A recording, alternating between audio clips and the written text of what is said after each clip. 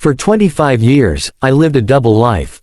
To my family, neighbors, and friends, I was Arthur, a retired mid-level accountant who spent his days tending to a small backyard garden and reading history books. But before the quiet life, I worked for a specialized federal asset protection unit, a branch of service where you learn how to disappear, how to track, and how to handle threats with absolute, quiet efficiency. When I retired, I swore I would leave that world behind. I wanted peace, and more than anything, I wanted safety for my daughter, Chloe. Before she left for college years ago, I taught Chloe one thing from my past. I told her that if she was ever in a situation where she was trapped, in immediate danger, and couldn't speak freely, she was to text me a single, specific phrase: "The hydrangeas need water." It was a completely random phrase for a girl who knew I grew roses, not hydrangeas. It was our secret distress code. Chloe eventually married a man named David. David was charismatic, wealthy, and successful in corporate finance. On the surface, he seemed like the perfect son-in-law. But my training makes it impossible for me to stop observing people. I noticed the way David subtly controlled conversations, how Chloe started dressing more conservatively, and how she gradually stopped calling me as often. Whenever I asked her about it, she would laugh it off and say David was just fiercely protective. I wanted to trust her judgment, so I kept my distance, hiding my growing unease behind my gentle grandfatherly persona. Then came a rainy Tuesday night. It was just past midnight, and I was sitting in my armchair with a cup of tea when my phone buzzed on the side table. I picked it up. It was a text from Chloe. It read, "Hey Dad, sorry for the late message. Just wanted to let you know the hydrangeas need water. Talk tomorrow." Asterisk. The blood in my veins turned to ice. 25 years of domestic peace evaporated in a single second. The old instincts, buried deep within my muscle memory, roared back to life. My breath slowed, my vision sharpened, and the mild-mannered accountant died right there in that chair. I didn't reply to the text. If someone had her phone, a reply would tip them off. Instead, I walked down to my basement, moved a heavy workbench away from the wall, and opened a hidden floor safe. Inside was a secure satellite laptop, a clean burner phone, and a specialized toolkit I hadn't touched in 2 decades.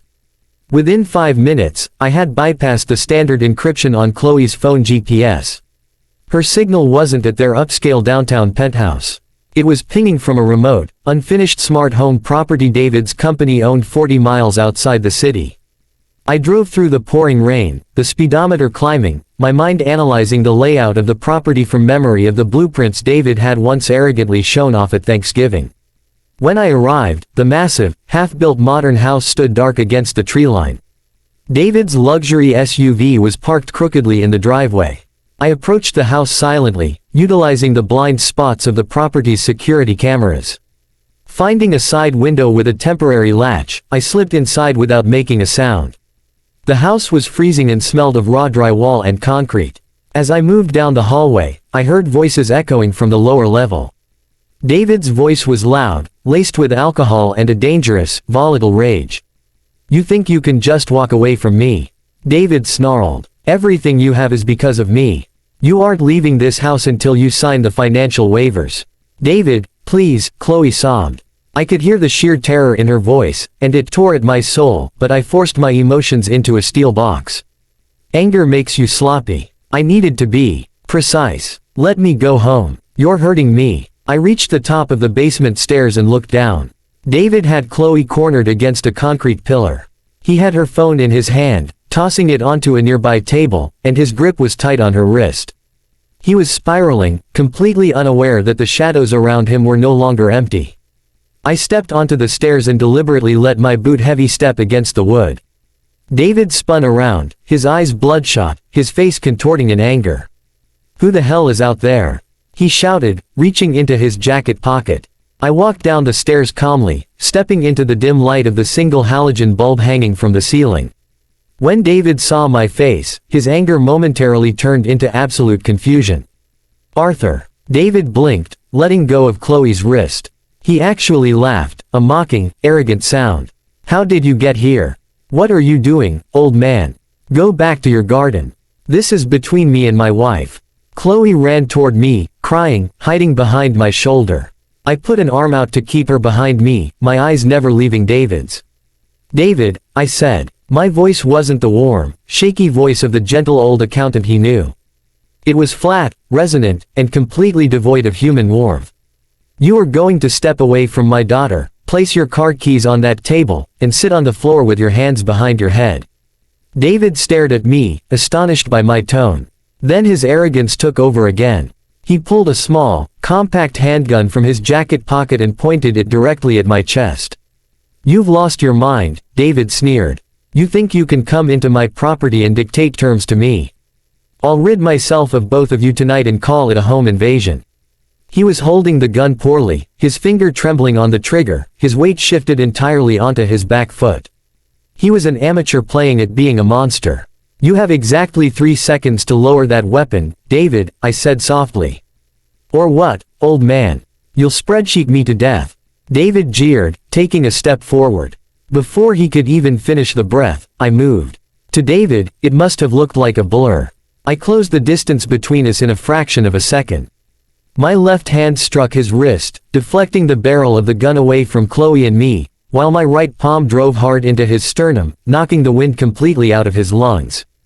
Before he could recover, I twisted his wrist inward, forcing his fingers to release the weapon. The gun clattered across the concrete floor. I swept his leg, sending him crashing heavily onto the hard floor. Before he could even scream in pain, I pinned him down, my knee pressed firmly into the small of his back, locking his arm behind him in a hold that would snap his shoulder if he so much as twitched. David gasped for air, his face pressed against the cold concrete, his entire body shaking. The arrogance was completely gone, replaced by a sudden, paralyzing terror. "Who are you?" David choked out, sobbing into the dust. "What are you?" I leaned down close to his ear, keeping the pressure steady. "I am the man who allowed you into my daughter's life because she loved you," I whispered.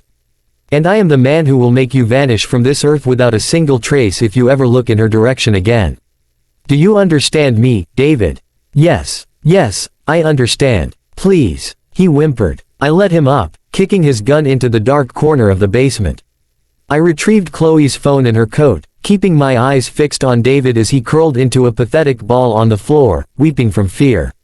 He finally knew exactly who I was, and he knew he was entirely powerless against me. I guided Chloe up the stairs and out to my car. The drive back was quiet, the storm finally beginning to clear. Chloe looked at me from the passenger seat, her eyes wide with a mixture of awe and profound relief.